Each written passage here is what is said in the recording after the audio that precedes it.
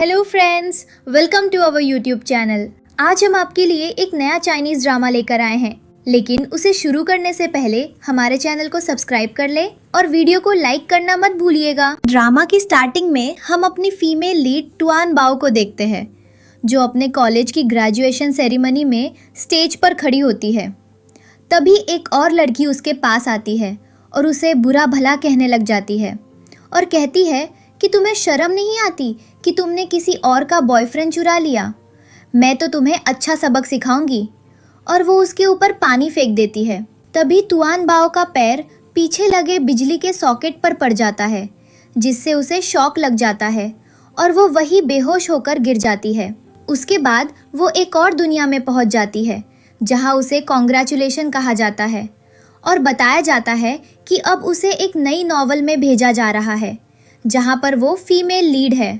ये सुनकर वो बहुत शॉक्ड हो जाती है और कहती है कि क्या मतलब, मैं मरी नहीं अब तक, मैं कहाँ जा रही हूँ। इसके बाद उसकी आँख खुलती है तो वो एक बच्ची के रूप में होती है। इसके बाद वो अपने हाथ देखती है और कहती है कि ये मेरे हाथ इतने छोटे कैसे हो गए। तभी उसकी नज़र मिरर पर पड़ती है तो वो खुद को देखकर हैरान हो जाती है और मन में कहती है कि ऐसा कैसे हो गया, मैं इतनी छोटी कैसे हो गई।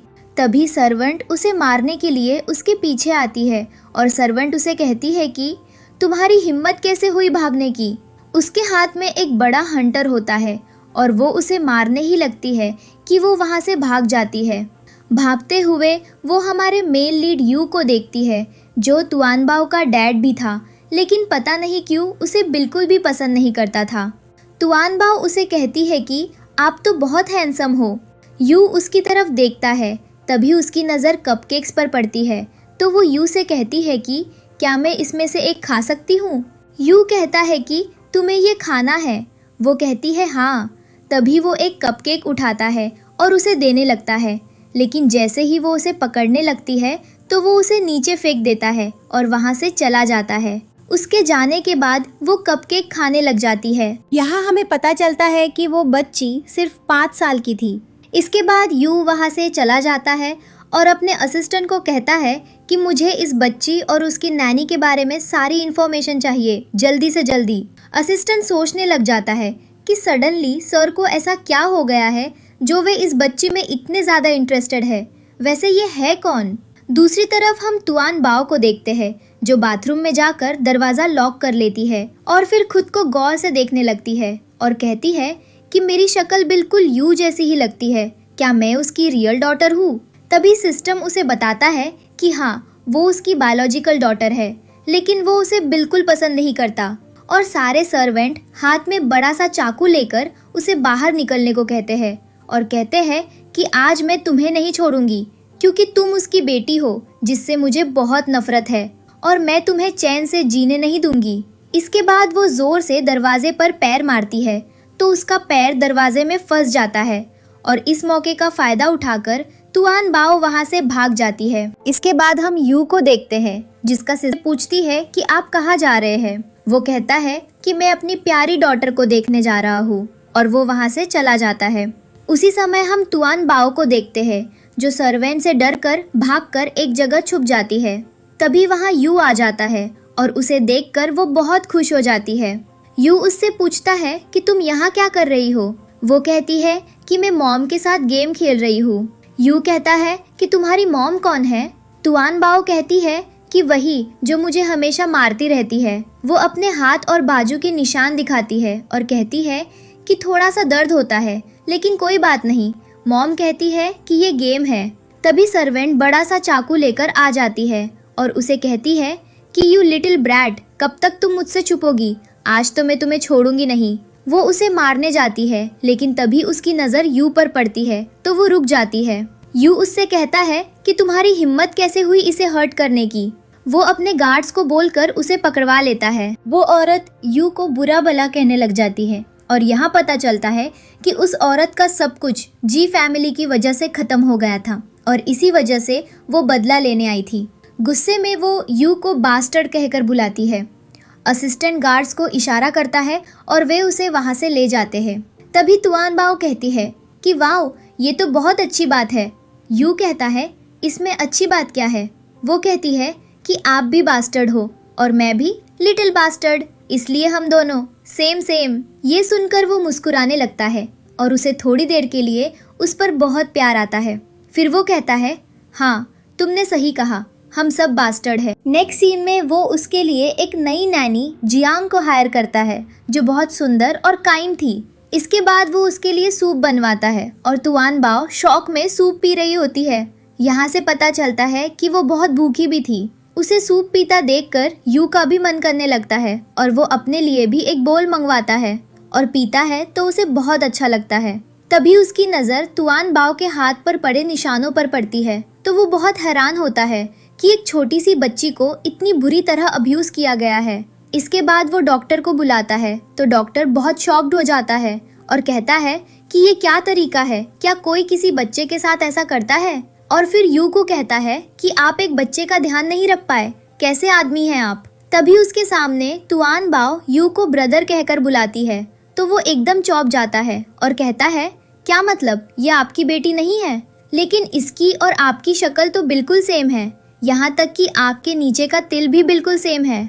ये सुनकर जियांग भी सोच में पड़ जाती है। तभी तुआन बाओ यू की तरफ देखने लगती है और कहती है कि डैडी। तब वो गुस्से से उसकी तरफ देखता है तो वो डर जाती है। वो कहता है कि क्या तुम्हें मुझसे डर लगता है? अगर तुम्हें मुझसे डर लगता है तो ये बहुत अच्छी बात है। जब तक तुम मुझसे डरती रहोगी सिर्फ तभी तक यहाँ रह सकती हो, नहीं तो तुम्हें यहाँ से जाना पड़ेगा। और ये कहकर वो वहाँ से चला जाता है। इसके बाद जियांग उसके पास बैठ जाती है और उसे बहुत प्यार से पूछने लगती है कि क्या हुआ है तुम्हें। वो कहती है कि वो मुझे गुस्से से देख रहे थे, डैड को मैं पसंद नहीं हूँ। तो वो कहती है कि नहीं, ऐसी बात नहीं है, वो जरूर किसी काम में बिजी होंगे, इसी वजह से चले गए।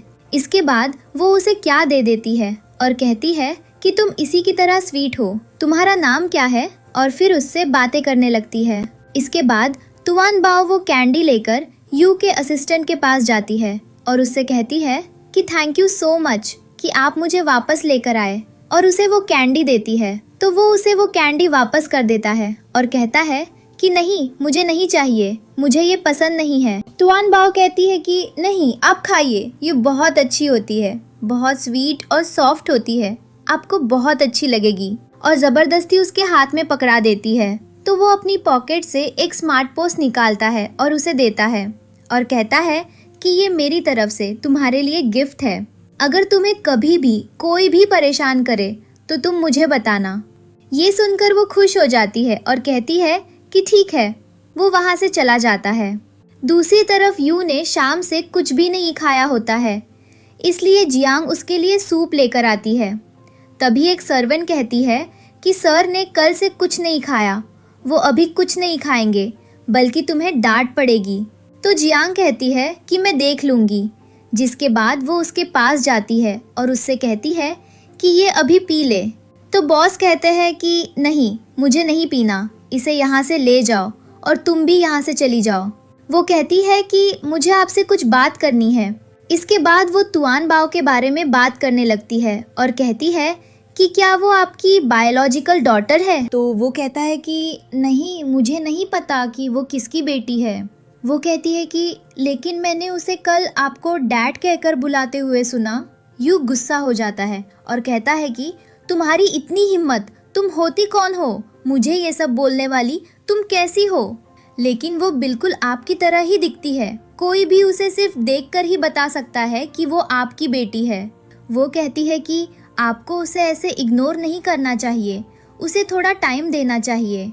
लेकिन यू गुस्से से वहाँ से चला जाता है। दूसरी तरफ हम तुआन बाओ को देखते हैं जो बोल रही थी कि भूख लग रही थी। वो डाइनिंग टेबल पर बैठी हुई थी। तभी दो सर्वेंट्स जो उसके पास खड़ी हुई थी, वो उनसे कहती है कि मुझे भूख लगी है, लेकिन वो उसे इग्नोर कर देती है। जिसके बाद वो टेबल पर खड़े होकर जोर से कहती है कि मुझे भूख लगी है, और एक शीशे का ग्लास भी तोड़ देती है। ये देखकर उन सर्वेंट्स को बहुत गुस्सा आता है और दोनों उसे पकड़ने की कोशिश करती है। तभी वो टेबल के नीचे छुप जाती है और अपनी स्मार्ट से अपने असिस्टेंट को कॉल करती है और कहती है कि लोग मुझे खाना नहीं दे रहे और मारने की भी कोशिश कर रहे हैं, प्लीज मुझे आकर बचा लो। और ये सब बातें असिस्टेंट के साथ बैठे यू को भी पता चल जाती है, जिसके बाद वो लोग वहाँ पहुँचते हैं। वहाँ सर्वेंट्स उसे पकड़े हुए थी और मारने ही लगी थी कि असिस्टेंट उन्हें रोकता है और दोनों को एक एक थप्पड़ लगाता है, जिससे वो दोनों नीचे गिर जाती है और माफी मांगने लगती है। लेकिन तब तक तुआन बाओ बेहोश हो चुकी थी। यू उसे गोद में उठाकर कमरे में लेकर जाता है और डॉक्टर को बुलाता है। डॉक्टर उसे चेक करते हैं और कहते हैं कि ये बहुत वीक है, इस वजह से ऐसा हुआ है। इस बच्ची को इसका न्यूट्रिशन पूरी तरह से नहीं मिल रहा। जिसके बाद यू कहता है कि इसे इंजेक्शन लगेगा, लेकिन वो रो रही होती है और इंजेक्शन नहीं लगवा रही होती है। तो डॉक्टर कहता है कि आप उसके डैड हो तो उसे पकड़ लो। यू उसे गोद में उठा लेता है और डॉक्टर उसे इंजेक्शन लगा देता है और वो बिल्कुल भी नहीं रोती। रोते रोते उसकी गोद में ही सो जाती है। सुबह जब उसकी आँख खुलती है तो यू उसके साथ ही सो रहा था। ये देखकर वो बहुत खुश होती है कि चलो मेरे डैड का दिल थोड़ा तो पिघला मेरे लिए। तभी वहाँ जिया आती है जो उसके लिए सूप लेकर आई थी। ये देखकर वो भी बहुत खुश होती है कि यू अपनी बेटी के साथ ही था। वो कहती है कि आप यहाँ क्या कर रहे हैं? तो वो कहता है कि तुआन बाओ की तबीयत ठीक नहीं थी, वैसे मैं इसका ख्याल रखने के लिए सारी रात इसके पास था।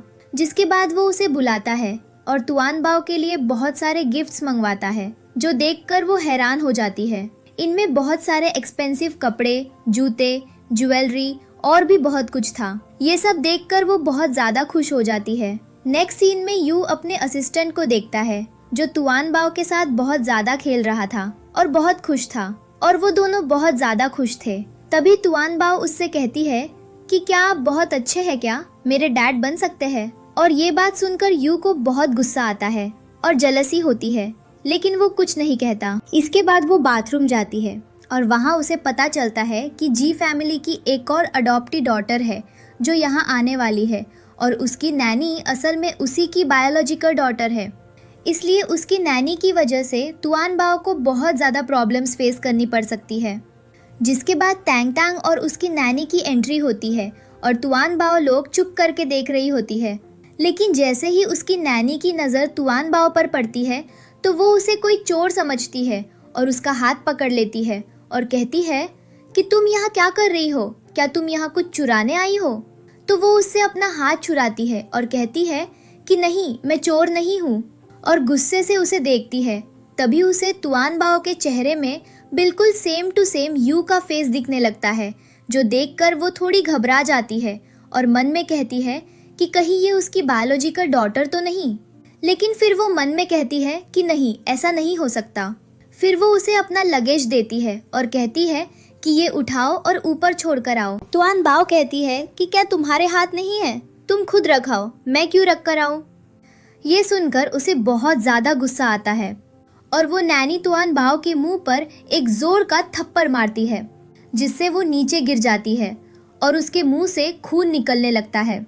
तभी तुआन बाओ को रियल स्टोरी का प्लॉट समझ में आता है, जहां नैनी उसे थप्पड़ मारकर वहां से साइड पर करके आगे जाती है और यू उन्हें बहुत अच्छे से वेलकम करता है और टैंग टैंग को गोद में उठाकर बिना उसकी तरफ ध्यान दिए वहां से चला जाता है। लेकिन अब वहां जियांग आती है और उसे वहां से उठाती है और पूछती है कि क्या हुआ।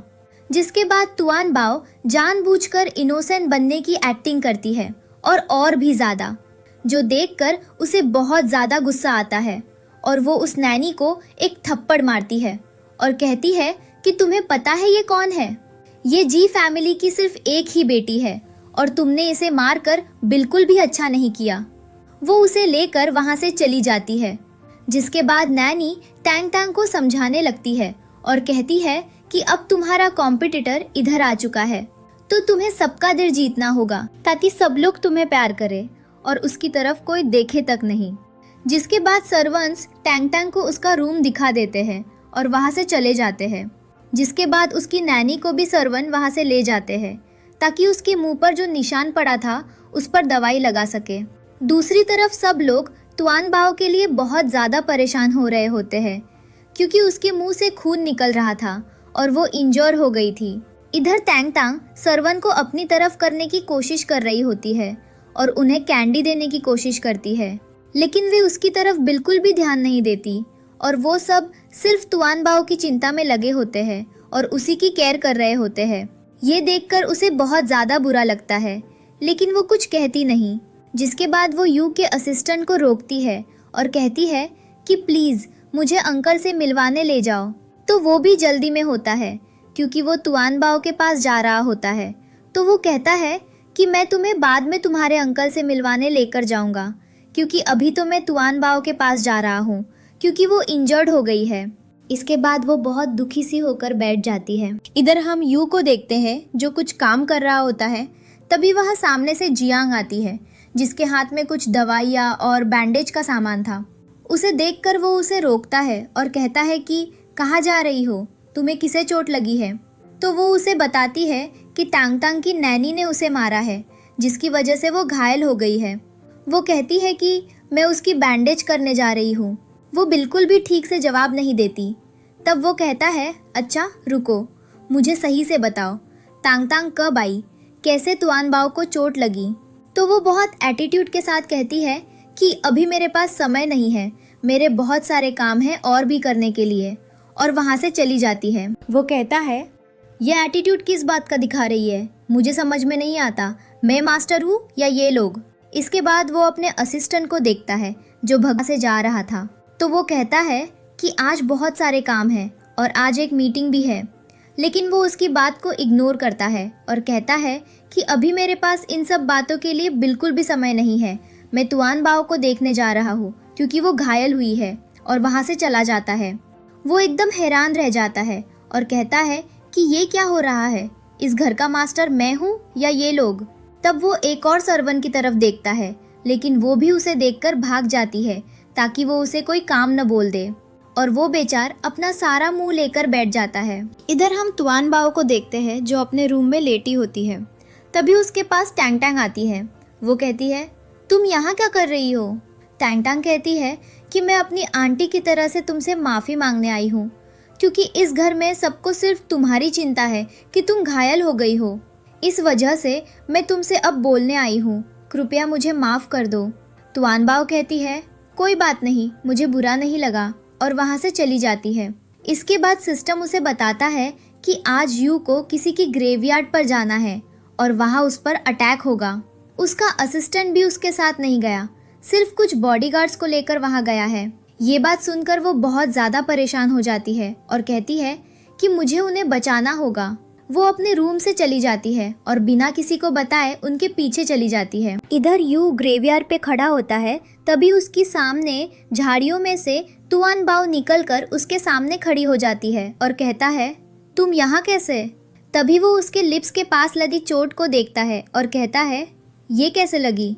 वो कहती है ये सब छोड़ो, आपकी जान खतरे में है, जल्दी यहाँ से चलो। यू कहता है ये क्या बकवास है, लेकिन उसी वक्त उसके सारे बॉडीगार्ड्स पर एक साथ हमला किया जाता है और वो सारे एक साथ मर जाते हैं। तुआन बाओ कहती है क्या अब मेरे साथ चलोगे। यू भागने लगता है, लेकिन वहाँ बहुत सारे लोग थे और वो उनका मुकाबला नहीं कर सकता था। तो वो तुआन बाओ से कहता है मैं तुम्हारी जान खतरे में नहीं डाल सकता, तुम यहाँ ही छुपो, मैं उन्हें देखता हूँ। और उसके बाद उनके सामने चला जाता है। तुआन बाओ को कुछ भी समझ में नहीं आ रहा था कि अब वो क्या करे। वो बहुत ज़्यादा परेशान हो जाती है और सिस्टम से पूछती है अब मैं क्या करूँ, प्लीज़ मुझे बताओ। सिस्टम कहता है कि स्थिति में क्या करना चाहिए मुझे भी नहीं पता, अब ये खुद ही हैंडल करेंगे। तो वो कहती है बिल्कुल बेकार सिस्टम है। इसके बाद वो कहती है मैं ऐसे हाथ पे हाथ रख के नहीं बैठ सकती, मुझे उन्हें बचाना होगा। और फिर वहाँ जाके पत्थर मार के उस आदमी के हाथ से गन गिराती है जो यू को शूट करने वाला था। लेकिन तभी वो आदमी उसे पकड़ लेता है और उसके सर पे गन रख देता है। लेकिन तुआन बाओ बहुत चतुराई से उसे भी चकमा दे देती है। इसके बाद यू सारे गुनाहगारों को मार देता है। जब असिस्टेंट वहाँ पहुँचता है तो देखता है कि सारे गुनाहगारों की बॉडी वही पड़ी हुई थी।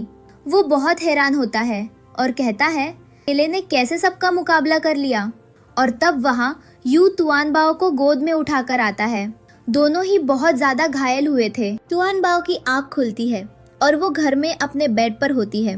उसे सबसे पहले यू का ख्याल आता है। वो असिस्टेंट और जियांग से कहती है ब्रदर कैसे है और वो कहाँ है, मुझे प्लीज उनके पास ले जाओ, मुझे उनसे मिलना है। जियांग उसे उसके पास ले जाती है वो उसका हाथ पकड़कर उसके पास बैठती रहती है। शाम तक उसे बातें करती रहती है और कहती है, प्लीज मुझे माफ कर दो, मेरी वजह से ही ये हुआ, मेरी वजह से आपको चोट लगी, मैं आपको प्रोटेक्ट नहीं कर पाई। ऐसे ही वो बैठी रहती है।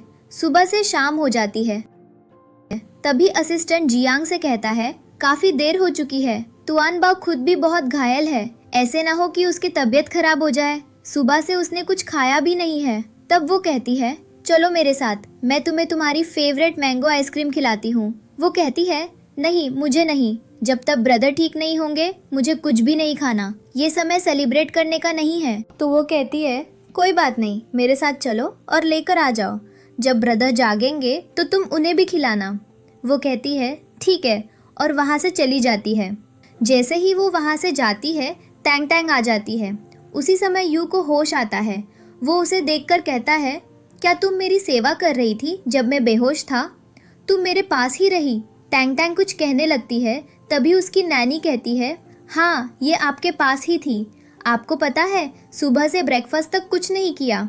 तब वो उसे थैंक यू कहता है और फिर सो जाता है। इसके बाद वो उसके रूम से बाहर आती है। तभी तुआन बाओ भी वहाँ आ जाती है। टैंग टैंग कहती है, ब्रदर अभी सो रहे हैं, तुम जाकर डिस्टर्ब मत करो। तुआन बाओ कहती है, अच्छा ठीक है, लेकिन फिर भी अंदर चली जाती है मैंगो आइसक्रीम लेकर। यू उसे देखकर जाग जाता है और कहता है, तुम मुझे देखने नहीं आई हो? वो कहती है, कितने की? मैं आपके लिए मैंगो आइसक्रीम लेकर आई हूँ। लेकिन वो उसे देखकर मुंह फुलाकर बैठा होता है। वो भी मुंह फुला लेती है। यू कहता है, तुम मेरी एक्टिंग करते हो, मेरी नकल उतारी हो। वो कहती है, नहीं, मैं क्यों तुम्हारी नकल करूं? वैसे भी मुझे पता है कि तुम तो अपना डैड चेंज करना चाहती हो ना, तुम हर किसी से कहती रहती हो कि मेरे डैड बन जाओ। वो कहती है, मैंने किसको कहा? वो कहता है, याद करो, उस दिन गार्डन में तुमने किसी को कहा था। और तभी उसे याद आता है कि उसने असिस्टेंट से क्या कहा था कि वो उसके डैड बन जाए। ये सुनकर वो हंसने लगती है और कहती है, अरे वो तो मैंने ऐसे ही कहा था। इसके बाद वो उससे कहता है, क्या तुम मेरे साथ सोना नहीं चाहती? वो कहती है, नहीं, आपको बहुत ज़्यादा चोट लगी है, ऐसा ना हो कि कहीं चोट में दर्द हो जाए, मैं सोते में बहुत हाथ पांव मारती हूँ। वो कहता है, कोई बात नहीं, और उसे जबरदस्ती अपनी गोद में बिठाकर खेलने लगता है। इसके बाद जियांग उसके लिए नाश्ता लेकर आती है। वो तुआन बाओ के बाल बना रहा था, जो देखकर वो बहुत हैरान होती है, लेकिन खुश भी होती है। तब तुआन बाओ कहती है, क्या मैं अपने कपड़े बदल कर आ जाऊँ, फिर हम दोनों साथ में ब्रेकफास्ट करेंगे, और वहाँ से चली जाती है। नेक्स्ट सीन में टांग कांग रोते हुए आती है। उस समय यू और तुआन बाओ को अपनी गोद में बिठाकर बुक रीड करवा रहा होता है। वो उसके पास आती है, जिसे देखकर यू उससे कहता है कि क्या हुआ तुम्हें? तो वो कहती है कि मैं सुबह से आंटी को ढूंढ रही हूँ, लेकिन सुबह से मुझे आंटी नहीं मिल रही, पता नहीं वो कहाँ चली गई है। तो वो कहता है कि वो नैनी तुम्हारे लिए बिल्कुल भी सूटेबल नहीं थी, इस वजह से मैंने उसको जॉब से निकाल दिया और तुम्हारे लिए एक नई और बहुत अच्छी नैनी ढूंढने वाला हूँ। ये सुनकर वो एकदम दुखी हो जाती है और कहती है कि वो मेरे बचपन से मेरे साथ ही थी, आपने उनको क्यों निकाल दिया, मुझे वही चाहिए। और अब इस पॉइंट पे तुआन बहुत जेलस होने लग जाती है और उसको उससे बहुत ज़्यादा गुस्सा आ रहा था, क्योंकि उसने उससे सब कुछ छीन लिया था। ना ही अब यू इसको प्यार करता था और ना ही कोई और, सबके लिए ये एक स्ट्रेंजर बनकर रह गई थी। नेक्स्ट सीन में यू अपने असिस्टेंट को कहता है कि एक बैंक्वेट पार्टी का अरेंजमेंट करो। वो कहता है कि हो गया था, क्यों, क्या आपने शादी करनी है? क्योंकि आज से पहले तो आपने ऐसा कभी नहीं बोला। तो वो कहता है कि नहीं, मैं सबके साथ तुआन बाओ को इंट्रोड्यूस करवाना चाहता हूँ। ये देखकर वो काफ़ी शॉक्ड होता है, क्योंकि यू स्लोली बहुत बदल रहा था। जिसके बाद हम पार्टी का सीन देखते हैं, जहाँ पे सब लोग बहुत प्यारे लग रहे थे और सब लोग बहुत अच्छे से रेडी हुए थे। लेकिन सिर्फ टैंग टैंग ही अकेली एक साइड पे एक पॉट को अपनी गोद में लेकर दुखी होकर बैठी हुई थी। तभी एक स्ट्रेंजर उसके पास आता है और उससे कहता है, लिटिल गर्ल, तुम इतनी परेशान और दुखी क्यों बैठी हो? वो कहती है कि जिसे बचपन से मैं अपनी मॉम समझती थी, वो मुझे छोड़कर चली गई, और भी बहुत कुछ बोलने लग जाती है। तभी वो उसे बताता है कि तुम एक अडॉप्टेड डॉटर हो, इसलिए तुम्हारे साथ ऐसा बिहेव हो रहा है, लेकिन मैं तुम्हारे असली डैड को जानता हूँ, लेकिन यू कभी भी तुम्हें उसके पास जाने नहीं देगा। लेकिन मेरे पास एक स्पेशल कैंडी है, अगर तुम ये उसे खिला दोगी ना तो उस पर मैजिक हो जाएगा और वो फिर खुद तुम्हें तुम्हारे डैड के पास छोड़कर आएगा। ये सुनकर वो खुश हो जाती है और कहती है, क्या सच में? वो कहता है, हाँ ऐसे ही है। ये कैंडी स्वीट है जिससे उसका मन भी स्वीट हो जाएगा और वो तुम्हें तुम्हारे डैड के पास छोड़ देगा। ये सुनकर वो बहुत ज़्यादा खुश हो जाती है और कहती है, ठीक है। तभी वहाँ पर तुआन बाओ आ जाती है जो कहती है कि हमें ऐसे स्ट्रेंजर से बात नहीं करनी चाहिए। उस स्ट्रेंजर ने तुम्हें कुछ दिया तो नहीं? तो वो उस कैंडी को छुपाती है और कहती है कि नहीं, मुझे इन अंकल ने कुछ भी नहीं दिया, और वो वहाँ से चली जाती है। जिसके बाद मौका देखते ही टैंग टैंग यू की ड्रिंक में वो कैंडी मिक्स कर देती है। तभी तुआन बाओ के चेहरे पर हल्की सी स्माइल आ जाती है क्योंकि वो अपने पास जीवन में एक साइंटिस्ट थी। इस वजह से उसको पता चल जाता है कि यहाँ कुछ तो गड़बड़ है। वो सिस्टम से पूछती है तो सिस्टम उसको थोड़ा बहुत बताता है लेकिन ज़्यादा नहीं बताता और कहता है कि मैं इससे ज़्यादा तुम्हें नहीं बता सकता। मुझे सिर्फ इतना पता है कि इनमें से किसी एक ग्लास में जहर है, लेकिन मैं ये नहीं बता सकता कि वो एग्जैक्टली कौन सा ग्लास है। तभी वो देखती है कि यू के हाथ में ग्लास है और वो कुछ अनाउंसमेंट करने लगा है, जिसके बाद उसे वो ड्रिंक पी लेनी थी। ये देखकर वो भागकर उसके पास जाती है और उसके हाथ से वो ग्लास गिरा देती है। यू कहता है, ये तुमने क्या किया? तो वो इनोसेंट बनती है और कहती है कि सॉरी, मुझे पसंद नहीं था, मैंने जानबूझकर नहीं किया, मैं सिर्फ ग्लास को देखना चाह रही थी। लेकिन वो समझ जाता है कि उसने ये जानबूझकर ही किया। तभी असिस्टेंट को कुछ होने लगता है और एकदम उसके मुंह से खून निकलने लगता है, जिसके बाद वो नीचे गिर जाता है। इसके बाद यू सिक्योरिटी गार्ड्स को कहता है कि सबकी चेकिंग करो और पता लगाओ कि ये जहर किसने डाला है और असिस्टेंट को डॉक्टर को दिखाओ। इसके बाद डॉक्टर को घर बुलाया जाता है और वो कहता है कि इसकी हालत बहुत ज़्यादा ख़राब है, इसकी बॉडी में जहर फैलता जा रहा है, इसलिए जितनी जल्दी हो सके इसका एंटीडोट बनाना पड़ेगा, नहीं तो इसकी जान को बहुत ज़्यादा खतरा हो सकता है और फिर इसकी जान बचाना बहुत मुश्किल होगा। और इसकी एंटीडोट यहाँ से नहीं बल्कि एब्रॉड से मिलेगी, जहाँ साइंटिस्ट खुद लैब में रिसर्च कर रहे हैं। और ये सब तुआन बाओ को पता होता है और इसकी एंटीडोट बनाने का तरीका भी पता होता है क्योंकि पास्ट लाइफ में वो एक साइंटिस्ट थी और उसी ने ये एंटीडोट बनाई थी। इसके बाद वो यू से जिद करने लगती है कि वो भी उसके साथ अब्रॉड जाएगी। पहले तो वो उसे मना करता है लेकिन फिर बाद में मान जाता है। इसके बाद जियांग आखिर उसे बताती है कि उसे वो फुटेज मिल गई है जिसमें दिख रहा है कि ड्रिंक में पॉइजन किसने मिलाया था। वो उसे वो फोटो दिखाती है जिसमें टैंग टैंग ड्रिंक में कुछ मिला रही थी। ये देखकर तुआन बाओ को बहुत ज़्यादा गुस्सा आता है, लेकिन क्योंकि टैंग टैंग एक बच्ची थी वो उसके खिलाफ कोई एक्शन नहीं लेती। उधर हम टैंग टैंग को देखते हैं जो बहुत डर गई होती है और चाकू लेकर खुद को मारने लगती है क्योंकि उसे डर लग रहा था कि उसे कोई न कोई सज़ा मिलेगी। तभी वहाँ तुआन बाओ आ जाती है और कहती है, क्या तुम पागल हो गई हो? ये क्या कर रही हो? ऐसा कभी मत करना। सिस्टम तुआन बाओ से पूछता है कि क्या तुम मुझसे नाराज़ नहीं हो? तुआन बाओ कहती है, हाँ मैं उस पर बहुत नाराज़ हूँ, उस पर गुस्सा भी हूँ, लेकिन वो बच्ची है, वो भी सिर्फ 5 साल की। उसे क्या पता कि उसने ड्रिंक में क्या मिला दिया था, इसलिए हमें उस पर गुस्सा नहीं करना चाहिए। सिस्टम भी उसे उसकी बात के लिए शाबाशी देता है। इसके बाद तुआन बाओ यू के साथ अब्रॉड जाती है और उसकी गोद में ही सो जाती है। जब उसकी आँख खुलती है तो वे लोग कार से होटल जा रहे होते हैं। वो उठकर बैठ जाती है। तभी यू उसके बाल बनाने लगता है और बहुत सुंदर से बाल बना देता है। तुआन बाओ पूछती है कि आपको बाल बनाना किसने सिखाया? यू कहता है कि मैंने कई साल तक एक कार्ट रन की थी जिसमें मैं लोगों के हेयर स्टाइल बनाता था, वो भी कुछ ही सेकंड्स में। इसके बाद दोनों होटल जाते हैं और यू रिसर्च कर रहा होता है, लेकिन तुआन बाओ उसे रोकती है और कहती है कि अब आप ये सब बंद करें और सो जाए। आपके चेहरे से ही लग रहा है कि आप बहुत थक गए हैं, आपको आराम की ज़रूरत है। वो उसे सुलाने लगती है और यू प्रिटेंड करता है कि वो सो गया है, लेकिन उसके सोते ही तुआन बाओ उसे छोड़कर वहाँ से चुपके से निकल जाती है और लैब में पहुँचती है। वो लैब के असिस्टेंट से कहती है कि मुझे दूध चाहिए। असिस्टेंट कहता है कि अच्छा, मैं कहीं से अरेंज करता हूँ, आप टेंशन मत लीजिए। जैसे ही वो जाने लगता है तुआन पाओ किसी तरीके से उसे बेहोश कर देती है। फिर वो पूरी रात लैब में काम करके उस दवा का एंटीडोट बना लेती है। जैसे ही वो लैब से बाहर निकलती है, वहाँ यू आ जाता है और वो लैब के अंदर जाने ही वाला होता है। तुआन बाओ जल्दी से बोलती है कि मेरे पेट में बहुत दर्द हो रहा है। यू कहता है कि तुम चाहे जो भी नाटक करो, लेकिन मैं फिर भी अंदर जाकर देखूंगा कि तुम लैब में क्या कर रही थी। तुआन बाओ रोने लगती है और कहती है कि मुझे अपनी मॉम बहुत याद आ रही है। मम्मी, मेरे पेट में बहुत दर्द हो रहा है। अगर मेरी मॉम होती तो वो ज़रूर मेरी बात सुनती। ये सुनकर यू थोड़ा इमोशनल हो जाता है और उसे लेकर वहाँ से चला जाता है।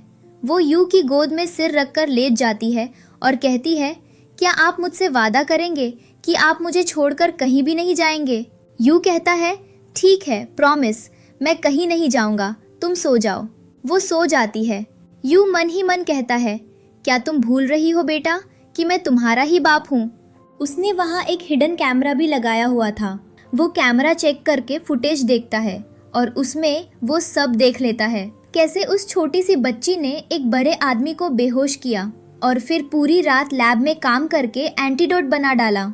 ये देखकर वो काफी हैरान होता है और कहता है, अच्छा तो ये बात है, लेकिन मुझे एक बात की खुशी है कि अगर मुझे कुछ हो गया तो तुम खुद को प्रोटेक्ट कर सकती हो।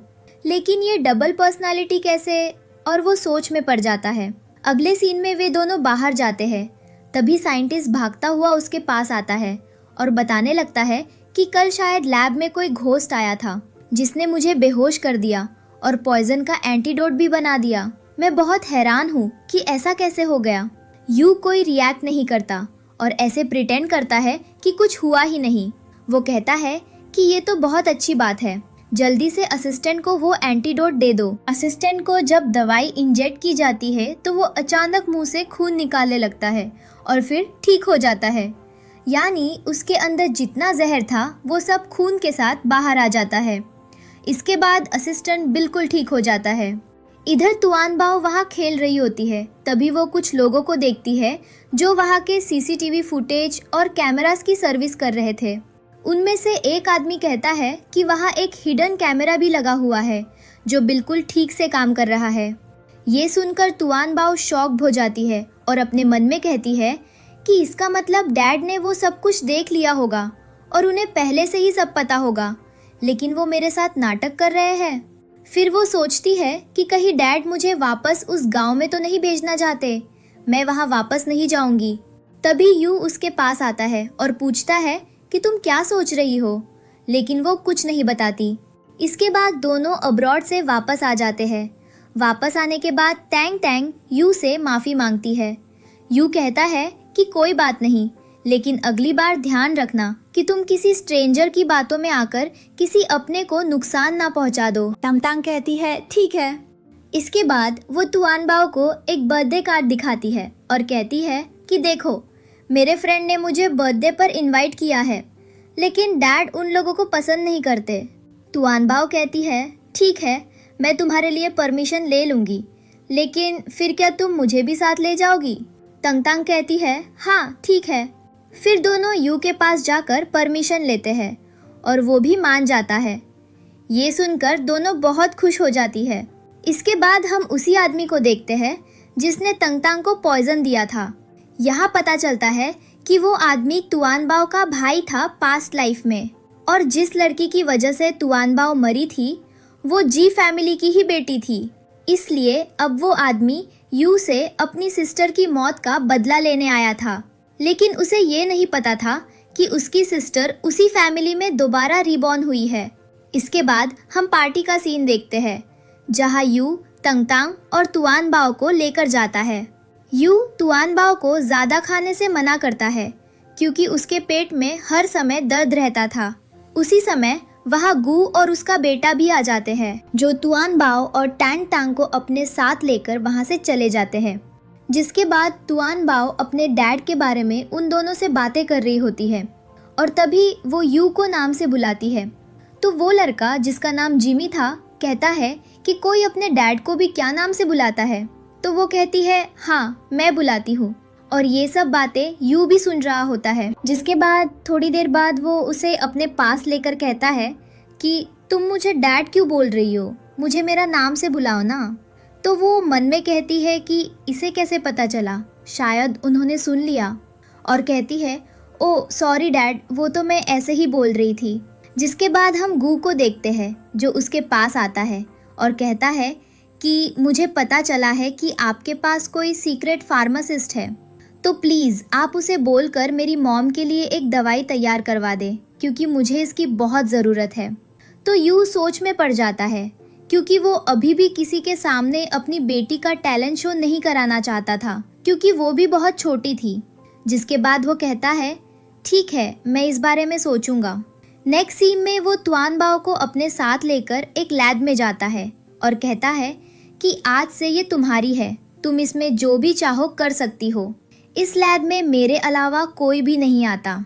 तो वो बहुत ज़्यादा खुश हो जाती है और उसे थैंक यू कहने लग जाती है। जिसके बाद वो उसके साथ मिलकर दिन रात की मेहनत के बाद वो दवाई तैयार कर लेती है, जो देखकर यू भी खुद हैरान रह जाता है कि इतनी जल्दी उसने इतना सब कुछ कैसे कर लिया।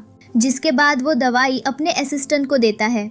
तो वो जब बॉक्स देखता है तो कहता है कि ये तो किसी ज्वेलरी बॉक्स जैसा लग रहा है और जो लेस इसके ऊपर बंधा हुआ है उसमें से तुम्हारे बदबूदार सॉक्स की स्मेल आ रही है। सुनकर हंसी तो उसे भी आती है, लेकिन वो अपनी हंसी रोक लेता है और कहता है हाँ, तो ये हमारा साइंटिस्ट अभी छोटा है, इसे प्रेजेंटेशन के बारे में ज़्यादा पता नहीं है, लेकिन ये दवाई बहुत अच्छी बनाता है, तुम बस जाओ और जाकर ये दे आओ। वो कहता है ठीक है।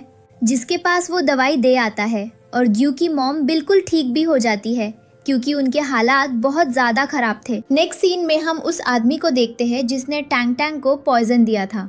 वो अपने असिस्टेंट से कहता है कि पता चला कि ये एंटीडोट किसने बनाई थी। तो असिस्टेंट कहता है नहीं सर, अभी तक किसी साइंटिस्ट का पता नहीं चला जिसने ये एंटीडोट बनाई थी। लैबोरेटरी के साइंटिस्ट भी इसे ढूंढ रहे हैं, लेकिन अभी तक कुछ पता नहीं चला। वो थोड़ा परेशान हो जाता है क्योंकि एंटीडोट पास्ट लाइफ में उसकी वाइफ ने बनाई थी और अब वो पर्सन से मिलना चाहता था, इसलिए वो इसे ढूंढ रहा है। जिसके बाद हम तुआन बाओ को देखते हैं जो यू के रूम में सोने के लिए जाती है, लेकिन तभी वो उसे अपने रूम से बाहर निकाल देता है और कहता है कि आज से तुम मेरे साथ नहीं सो सकती। तो वो सैड हो जाती है और कहती है क्या आपको मेरे बिना नींद आ जाएगी? तो वो कहता है हाँ ज़रूर आएगी। जिसके पास वो अपना टेडी देती है और कहती है ठीक है, फिर आप इसके साथ सो जाना, मेरी जगह पर ही आपके साथ सो जाएगा। तो वो रोकता है और कहता है क्या तुम फिक्र मत करो, तुम मेरे साथ नहीं सो सकती, लेकिन मैं तुम्हारे रूम में तुम्हारे साथ सो सकता हूँ ना। तो वो बहुत ज़्यादा खुश हो जाती है। नेक्स्ट सीन में जियांग कहती है कि मैं तुआन बाओ को स्कूल नहीं भेजना चाहती, इसलिए स्कूल को घर में अरेंज करवा दो। तुआन बाओ कहती है लेकिन अगर बाकी बच्चों के पेरेंट्स ने एतराज़ किया तो हम क्या करेंगे? तो यू कहता है ये तुम्हारा मसला है, जो भी करके उन्हें मना लो। लेकिन तुआन बाओ कहीं भी बाहर नहीं जाएगी।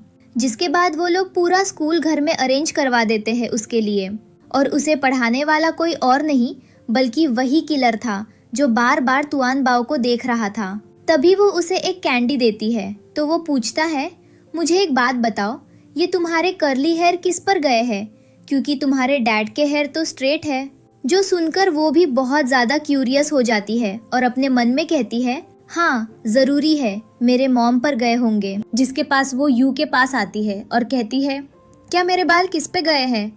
आपके बाल तो स्ट्रेट है, लेकिन मेरे बाल कर्ली क्यों है? मेरी मॉम कौन है? ये तो मुझे भी नहीं पता। जिसके पास वो उसे बताने लगता है कि फैमिली में मैंने सबको मार दिया था, उसके बाद मुझे तुम मिली थी, यानी वो उसकी बायोलॉजिकल डॉटर नहीं थी। जिसके बाद वो नेक्स्ट सीन में जियांग को कहती है कि मुझे वो सब चीज़ें दो जो बचपन में मेरे पास से मिली थी। तो वो उसे एक ब्लैंकेट और एक लॉकेट दिखाती है और कहती है कि तुम्हारे पास से ये मिला था, लेकिन वो लॉकेट काफ़ी ख़राब हो चुका था। तो वो उसे रिपेयर करवाने के लिए भेजती है और उससे पूछती है कि तुम्हें अचानक अपनी मॉम की याद क्यों आ गई? वो कहती है बस वैसे ही। जिस पर वो उससे पूछती है कि क्या तुम्हें किसी ने बनने की कोशिश की है? वो कहती है नहीं, मुझे बस वैसे ही अपनी मॉम के बारे में जानना था, मैं बहुत क्यूरियस हो रही थी इसलिए। जिसके बाद वो यू के आने का वेट करने लगती है और जैसे ही वो आता है तो उसे बहुत सारा प्यार करता है। और तभी हमें पता चलता है कि आजकल वहाँ पे बहुत सारे बच्चे किडनैप हो रहे थे। तभी उसने उसका स्कूल भी घर पर ही बनवा लिया था ताकि उसे कहीं बाहर न जाना पड़े। और तब वो उसे कहता है कि आजकल तुमने कहीं भी बाहर नहीं निकलना है क्योंकि ह्यूमन ट्रैफिकिंग के लोग हर जगह है। वो कहती है ठीक है, मैं कहीं पर भी नहीं जाऊंगी डैड, आप फिक्र मत करें।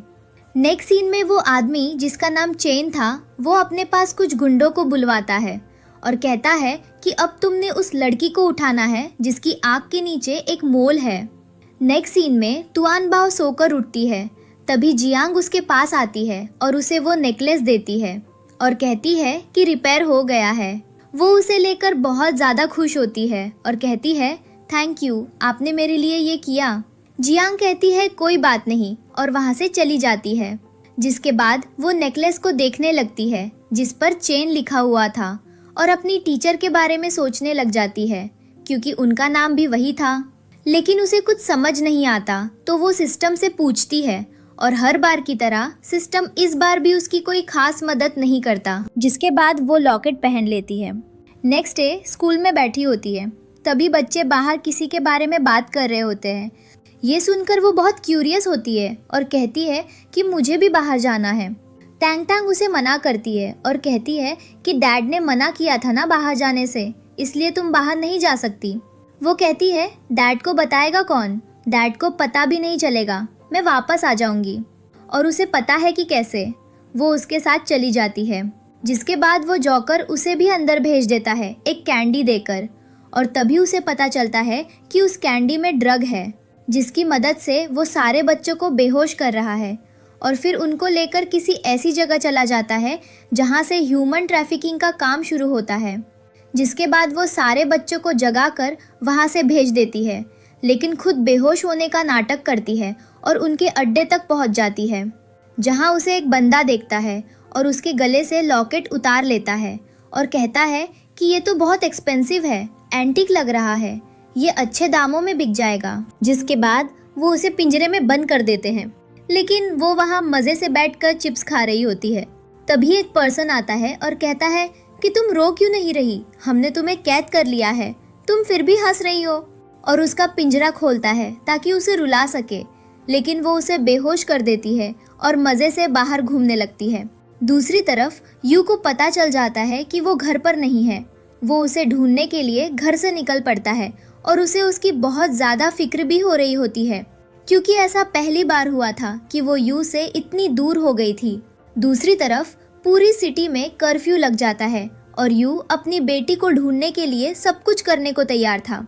वो हर जगह हर एक से रिपोर्ट करता है और तभी वो गुंडा भागते हुए चैन के पास आता है और कहता है कि प्लीज़ मुझे माफ़ कर दो, मुझे बचा लो, मुझे नहीं पता था कि वो यू की बेटी है, नहीं तो मैं उसे कभी भी किडनैप नहीं करता, लेकिन अब अगर उसने मुझे पकड़ लिया तो वो मुझे छोड़ेगा नहीं, तो प्लीज़ मुझे बचा लो। चैन कहता है कि मैंने तुम्हें पहले ही मना किया था कि तुम ह्यूमन ट्रैफिकिंग का काम छोड़ दो, लेकिन तुमने मेरी बात नहीं मानी। अब जब तुम फंस गए हो तो तुम मेरी मदद मांगने आओगे। और उसके सर पर ज़ोर से मारता है जिससे उसकी जेब में पड़ा वही लॉकेट जो उसने उससे छीना था वो नीचे गिर जाता है। वो उसे उठाकर देखता है और हैरान रह जाता है क्योंकि वो लॉकेट उसकी बहन का था जो उसने उसे गिफ्ट किया था। जिसके बाद वो गुंडे से पूछता है कि ये लॉकेट तुम्हें कहाँ से मिला। वो बताता है कि ये लॉकेट यू की बेटी का है जिसको उसने किडनैप किया था। चैन सारी मेमोरीज जोड़ने लगता है और तभी उसे रियलाइज़ होता है कि तुआन बाओ उसकी सिस्टर की बेटी है। इसके बाद वो उसे मारने लगता है और कहता है कि कहाँ है वो, मुझे बताओ, क्या वो ठीक है। दूसरी तरफ सारे गुंडे उसे घेर लेते हैं जो कंप्यूटर पे मज़े से काम कर रही थी और उस पर अटैक करने वाले होते हैं। तभी वो उन सबकी आंखों में स्प्रे डाल देती है और तभी वहाँ पर असिस्टेंट और यू भी आ जाते हैं जो उसे बचा लेते हैं। वो उसे वहाँ से लेकर जाने लगते हैं लेकिन तभी वो कहती है कि डैड, यहाँ पर और भी बहुत सारे बच्चे हैं। यू कहता है कि तुम फिक्र मत करो, उन बच्चों को भी मैं बचाऊंगा, तुम चलो। और उसे अपने साथ चलने को कहता है। जिसके बाद वो उसे उठाकर कार में बैठाता है और उसे दूसरे जूते पहनाता है। वो कहती है सो सॉरी और कहती है कि आज के बाद मैं ऐसा कभी नहीं करूँगी। आपने मुझे मना किया था लेकिन मैं फिर भी घर से बाहर निकल गई आपकी परमिशन के बिना, मुझे माफ़ कर देना। यू कहता है कि कोई बात नहीं, लेकिन मुझे सिर्फ इस बात की खुशी है कि मेरी बेटी बिल्कुल ठीक है। दूसरी तरफ हम चेन को देखते हैं जो भागते हुए उसे बताने वाला होता है, लेकिन तभी वो देखता है कि वो पूरी जगह एक ब्लास्ट से उड़ जाती है। ये देखकर वो भी बेहोश हो जाता है। जब उसकी आँख खुलती है तो वो एक हॉस्पिटल में था, जहाँ पर उसका असिस्टेंट उसे बताता है कि चिंता की कोई बात नहीं है, क्योंकि तुआन बाओ बिल्कुल ठीक है और वो यू के साथ घर चली गई है। जिसके बाद वो उसके घर जाता है। तभी उसको वहाँ पर तुआन बाओ दिखती है, जिसको देखकर वो उसे देखने लगता है और सोचने लगता है कि मेरी सिस्टर की निशानी इतनी करीब थी, मैंने इस पर ध्यान क्यों नहीं दिया। ये बिल्कुल मेरी बहन जैसी है, इसके बाल, इसका फेस, सब कुछ तो मेरी बहन से मिलता है, फिर भी मैंने ध्यान क्यों नहीं दिया। तभी वो उसे कहती है, क्या हुआ है, आप मुझे ऐसे क्यों देख रहे हैं। तो वो कहता है, कुछ भी नहीं, आप मुझे ये बताओ कि मैंने सुना था पिछले दिनों आपको ह्यूमन ट्रैफिकिंग वालों ने उठा लिया था, क्या तुम ठीक हो। तो वो कहती है, हाँ मैं ठीक हूँ, मेरे डैड ने मुझे बचा लिया था और अब मैं बिल्कुल ठीक हूँ। जिसके बाद वो वहाँ से चली जाती है।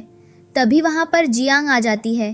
तो चेन उसको कहता है कि ये डॉक्यूमेंट्स ले जाकर अपने बॉस को दे दो और उसे कहोगी कि मैं उससे मिलना चाहता हूँ।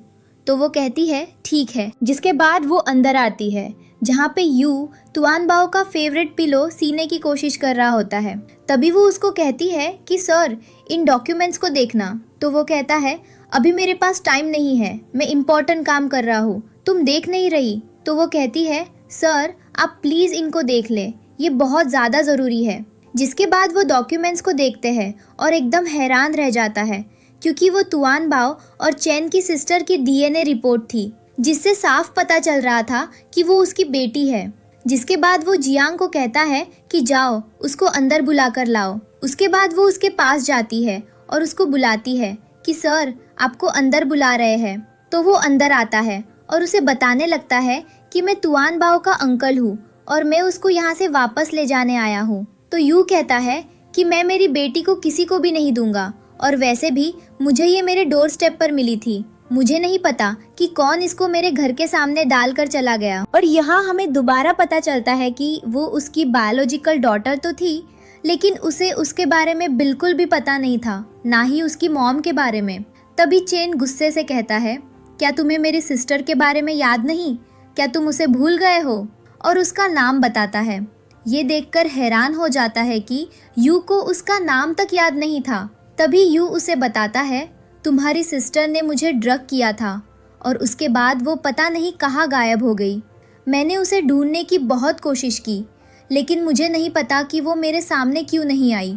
फिर कुछ साल बाद मेरे डोर पर ये बच्ची रखकर कोई चला गया और वो कहता है कि ये बहुत इम्पॉसिबल बात है कि मैं तुम्हें अपनी बेटी दे दूँ, क्योंकि ये मेरी बेटी है। तभी चेन कहता है कि मैं यहाँ उसी को लेने आया हूँ, और उसके सामने और भी डॉक्यूमेंट्स रखता है जिसमें उसने अपनी प्रॉपर्टी उसके नाम कर दी थी। लेकिन यू कहता है कि चाहे कुछ भी हो जाए, मैं तुम्हें अपनी बेटी नहीं दूंगा। तभी तुआन बाओ, जो वहाँ खड़ी सब बातें सुन रही होती है, चेन के पास आती है और कहती है, आप फिक्र मत करें, ये मेरा घर है और ये मेरे डैड है, ये मुझे कुछ भी नहीं करेंगे, मैं इनके साथ बहुत खुश हूँ, ये मेरा बहुत ख्याल रखते हैं, इस वजह से मैं इन्हें छोड़कर कहीं भी नहीं जाऊंगी। चेन कहता है, क्या तुम मुझसे नाराज़ हो कि मैं तुम तक इतने देर से पहुंचा। वो कहती है, नहीं, बल्कि थैंक यू, एटलीस्ट आपने मुझे ढूंढने की कोशिश तो की। लेकिन मैं यहाँ अपने डैड के साथ ही रहूँगी अंकल। वो कहता है, अभी तुमने मुझे क्या कहकर बुलाया। वो बोलती है, अंकल। तो वो थोड़ा इमोशनल हो जाता है और उसे हक करने की कोशिश करता है, लेकिन तभी वो यू की तरफ देखता है जिसका मुंह जेलसी से फूल चुका था। फिर भी तुआन बाओ उसे हक कर लेती है और कहती है, आप मेरी फिक्र मत करना, मैं बिल्कुल ठीक हूँ, आप जब चाहे मुझसे मिलने यहाँ आ सकते हैं। जिसके बाद वो वापस यू के पास जाती है तो वो उसके हाथ साफ करवाने लग जाता है और कहता है कि ऐसी किसी को भी खुद को टच करने मत दिया करो, बैक्टीरिया लगते हैं। तुम्हें मेरी बात समझ में नहीं आती। जिसके बाद वो चेन को छोड़ने जाती है और उससे कहती है कि आप फिक्र मत करें, मेरे डैड मुझसे बहुत ज़्यादा प्यार करते हैं, इस वजह से वो थोड़े से फिक्रमंद रहते हैं मेरे लिए, आप उनकी बात का प्लीज़ बुरा मत मानना। तो चेन कहता है, मैं नेक्स्ट टाइम जब तुम्हारे पास आऊँगा तो तुम्हारे लिए बहुत अच्छे कपड़े लेकर आऊँगा। तो वो कहती है, नहीं, इसकी कोई ज़रूरत नहीं है, मेरे पास ऑलरेडी बहुत सारे कपड़े हैं। तो वो कहता है ठीक है, और फिर उसे बाय करके वहाँ से चला जाता है। जिसके बाद वो यू को देखती है जो मुंह फुलाकर खड़ा हुआ था और उससे बिल्कुल भी बात नहीं कर रहा था। तो वो उसके पास जाती है और उसका हाथ पकड़ती है, लेकिन वो अपना हाथ छुपा लेता है। तो वो मन में कहती है कि शायद डैड को इसलिए मेरा छूना अच्छा नहीं लग रहा क्योंकि अंकल ने मुझे छुआ था। तो मैं हाथ धोकर कपड़े चेंज करके आती हूँ। जिसके बाद वो हाथ धोकर कपड़े चेंज करके आती है तो उसे देखकर वो स्माइल करने लगता है और मन में कहता है कि ये मुझे कितने अच्छे तरीके से समझने लगी है, कपड़े चेंज करके आई है ताकि मुझे बुरा ना लगे। जिसके बाद वो यू के पास आती है और कहती है कि आपको पता है कि इस दुनिया में सबसे अच्छे मेरे डैड हैं। तो वो कहता है, मुझे ज़्यादा मक्खन मत लगाओ, मुझे पता है तुम बहुत चालाक हो, और उसे प्यार करने लगता है। उसके बाद वो दोनों हंसने लगते हैं। नेक्स्ट सीन में यू को बुखार हो जाता है तो वो जियांग को डॉक्टर को बुलाना सुनती है और कहती है, क्या, कौन बीमार है? तो जियांग कहती है कि तुम्हारे डैड को हल्का सा बुखार हुआ है, उसमें परेशानी की कोई बात नहीं है, तुम परेशान मत होना। जिसके बाद वो अपने डैड के पास जाती है और कहती है, आपको क्या हुआ है? वो कहता है, तुम यहाँ क्या कर रही हो? मैंने मना भी किया था कि तुम यहाँ नहीं आओ, मुझे इन्फेक्शन हुआ है, तुम्हें भी मुझसे हो जाएगा। तो वो कहती है, मेरे डैड तो इन्फेक्शन में भी बहुत अच्छे लगते हैं, और उसका लैपटॉप छीन लेती है और कहती है कि अभी आपको काम करने की कोई ज़रूरत नहीं है, अभी आप सिर्फ आराम करेंगे। तो वो कहता है, नहीं, मुझे काम करना है। लेकिन वो उसका लैपटॉप लेकर रख देती है और उसे गुस्से से देखने लगती है और कहती है, सो जाइए। तो वो भी उसे देखकर स्माइल करता है और कहता है, अच्छा मेरी माँ, और सो जाता है। जिसके बाद हम असिस्टेंट को देखते हैं जो बहुत जल्दी में आता है, लेकिन जियांग उसे बाहर ही रोक लेती है। वो कहता है, नहीं, मुझे ब्रदर से मिलना है, ये किसी की जान का सवाल है। तभी वहाँ पर तुआन बाओ आ जाती है और कहती है, डैड को तो मैंने सुला दिया है, आप मुझे बता दे क्या हुआ है। तो वो कहता है कि किसी की जान का सवाल है, मुझे उस सीक्रेट साइंटिस्ट को ढूंढना है क्योंकि किसी की जान बचानी है। तो वो कहती है, मुझे रिपोर्ट दिखाए, और रिपोर्ट देखने लगती है। जिसके बाद वो उसे उसके बारे में बताने लगती है। तो असिस्टेंट हैरान होकर उसे देखता है और कहता है, ये कैसे पता? जो सुनकर जियांग और वो दोनों हंसने लगते हैं और कहते हैं कि वो सीक्रेट साइंटिस्ट कोई और नहीं बल्कि तुआन बाओ ही है। तो तुआन बाओ कहती है, क्या, अब मुझे यहाँ से जाना होगा क्योंकि मुझे इसका एंटीडोट बनाना है, और अपनी लैब में चली जाती है जो उसके लिए बनाई थी। जबकि असिस्टेंट अभी भी हैरान होता है कि ये सब हो क्या रहा है, और फिर उसके दिमाग में क्लिक होता है और वो जियांग को कहता है, इसका मतलब वो साइंटिस्ट जिसने मेरी जान बचाई वो 6 साल की भी नहीं है। जियांग कहती है, हाँ, और ये बात मुझे बहुत पहले से पता है। वो एकदम एक्साइटेड हो जाता है और बोलता है कि भाई मुझे तो पता ही नहीं था इन सब के बारे में। जिसके बाद तुआन बाओ 12 घंटे की मेहनत के बाद वो दवाई बनाकर दे देती है जिससे उसने किसी की जान बचा ली थी, और असिस्टेंट उसको थैंक यू कहकर वहाँ से चला जाता है। और तभी वहाँ पर चेन आता है जो वही लॉकेट उसके लिए लेकर आया था। तो वो उससे कहती है, थैंक यू, आपको ये लॉकेट कहाँ से मिला? ये तो उन गुंडे अंकल लोगों ने छीन लिया था मुझसे। वो कहता है, मुझे वहाँ पर मिला था, और मन में कहता है कि अगर इसको मेरी रियल आइडेंटिटी पता चल गई तो ये मुझसे बहुत नफरत करेगी। जिसके बाद वो लॉकेट ले लेती है और कहती है, ये मेरी मॉम का है। चेन कहता है, हाँ, ये मैंने उसे उसके बर्थडे पर गिफ्ट दिया था, वो इसे हमेशा अपने साथ रखती थी। तो वो कहती है, अब मैं भी इसे हमेशा अपने साथ ही रखूंगी। वो कहता है, तुम इतनी कमजोर क्यों लग रही हो, ऐसे लग रहा है पूरी रात सोई नहीं। तो वो कहती है, हाँ, क्योंकि मेरे डैड बीमार है ना, इस वजह से। तभी वहाँ पर यू भी आ जाता है और उसे देखकर एकदम जल जाता है और कहता है, तुम यहाँ क्या कर रहे हो? तो चेन कहता है, क्या मतलब, क्या कर रहा हो? मैं यहाँ पे अपनी नीस से मिलने आया हूँ। और दोनों उसका हाथ पकड़ लेते और एक दूसरे से छुड़ाने लगते, लेकिन तभी वो दोनों का हाथ पकड़कर बैठा देती है और दोनों से बात करने लग जाती है और कहती है कि प्लीज़ आप लोग लड़ाई करना बंद कर दे। तभी चेन को खांसी होती है तो वो मुंह पे हाथ रख लेता है। तो तुआन बाओ उससे पूछती है, क्या आप ठीक है अंकल? वो कहता है, हाँ, लेकिन वो चुपचाप वहाँ से उठकर जाने लगता है क्योंकि वो नहीं चाहता था कि उसकी बीमारी के बारे में इनमें से किसी को भी पता चले। दूसरी तरफ हम टैंग टैंग और जिमी को देखते हैं जो चेन से मिलते हैं और चेन को देखकर टैंग टैंग को उस व्यक्ति की याद आ रही थी जिसने उसे दवा दी थी और वो उसके बारे में याद करती जा रही थी।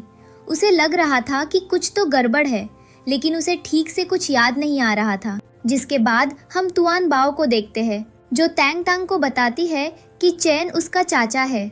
ये सुनकर टैंग टैंग एकदम चुप हो जाती है और कहती है कि मुझे तुम्हें कुछ बताना है, लेकिन फिर भी वो उसे नहीं बताती और ये सब कुछ यू देख रहा होता है।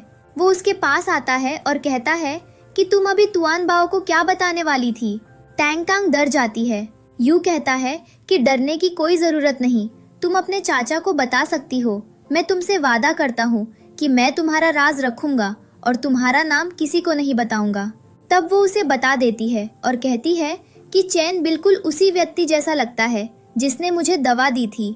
ये सुनकर यू कोई प्रतिक्रिया नहीं देता ताकि वो और न डर जाए और कहता है कि अच्छा ठीक है, मैं ये बात किसी को नहीं बताऊंगा, तुम निश्चिंत रहो। इसके बाद वो जांच करवाता है और उसे पता चल जाता है कि ये सब कुछ चेन ने ही किया था। दूसरी तरफ हमें पता चलता है कि चेन अब मरने वाला है और उसके पास केवल एक ही दिन बचा है क्योंकि उसकी बीमारी बहुत ज़्यादा बढ़ चुकी थी। तब तुआन बाओ उसके पास जाती है ताकि देख सके कि वो उसे बचा सकती है या नहीं। फिर वो वापस कार में आकर बैठती है तो यू उससे पूछता है, बताओ क्या तुम उसे बचा सकती हो? वो कहती है, हाँ, मैं उसके लिए दवा बना सकती हूँ। यू कहता है कि मैं चाहता हूँ कि वो मर जाए, लेकिन मैं ये नहीं चाहता कि मुझे सारी जिंदगी ये पछतावा रहे कि मैंने उसे बचाया क्यों नहीं।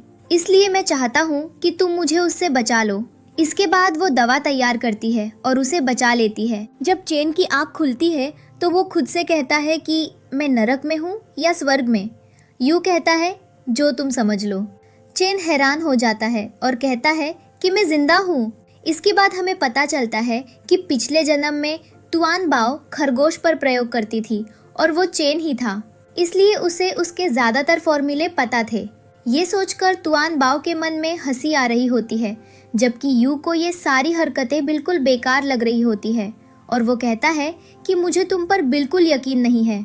क्या ऐसा भी हो सकता है कि तुम समय बदलकर यहाँ आ जाओ? पर तुआन बाओ मन में कह रही होती है कि अब मुझे समझ आया कि वो खरगोश मरता क्यों नहीं था। इसके बाद वो चेन से कहती है कि अब आप आराम करें, आपको कुछ भी नहीं होगा।